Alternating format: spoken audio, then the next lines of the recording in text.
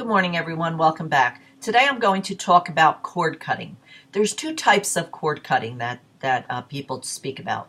The psychic cord cutting, which is what I'll address today, and the other cord cutting is about cutting off from toxic relationships, whether it's friends or family, people that are not good for you. And I'm all for that, as long as you go to the right person, a trained psychologist or psychiatrist who can really help you remove these toxic people from your life. So again, I don't know enough about, direction as to where to go for this type of help, but I certainly would agree that if there are toxic people in your life, you need to remove them, and there are individuals who are qualified to help you with that. But that's not the cord cutting I'm talking about. I'm addressing the psychic cord cutting because I have had quite a few letters now ask me about what cord cutting is. So I wanted to do some research before I addressed it here with you. Psychic cord cutting is nonsense. It's not true.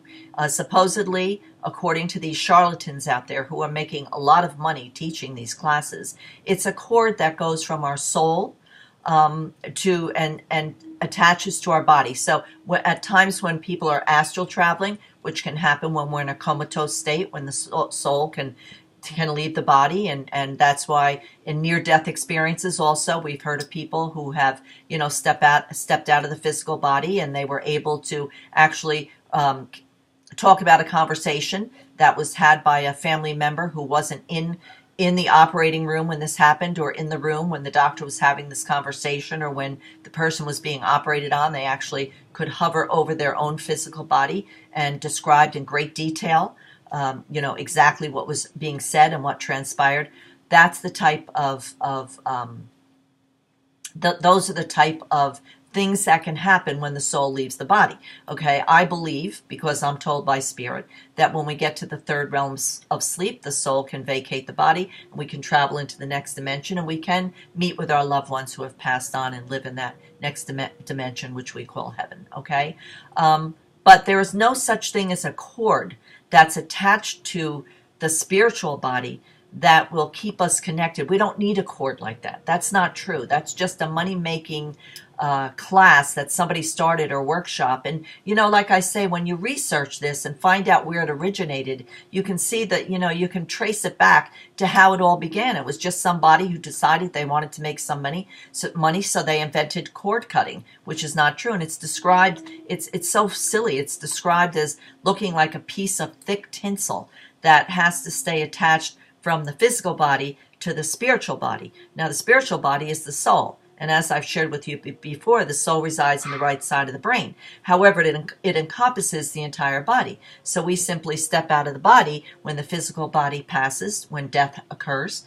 We step into the next dimension, which we know as heaven, or when one has a near-death experience, or when we go into that third realm of sleep. We do not need a silver piece of tinsel to keep us connected. It's nonsense. It's a moneymaker. So please don't buy into these very foolish things that the charlatans are becoming very wealthy on, because they teach this nonsense and people believe it. There's power in words, especially for people like myself. We have the ability, we have the opportunity to heal people by proving through spiritual evidence, by connecting with loved ones, bringing in information that only you and your loved one in spirit would understand. Not stuff you can find on the internet, okay? Because again, the charlatans out there can pull up one obituary and do 10 readings off one obituary, because it contains a wealth of information with names and dates and how the person passed by contributing to the Cancer Society or the Heart Association. So be smart.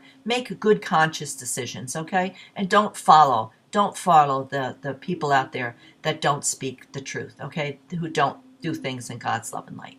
So again, it was no specific question, just a lot of statements, and quite a few who asked me what cord cutting was. So I hope that answers your questions, and I hope that you make better choices out there. And as always, I leave you in God's love and light.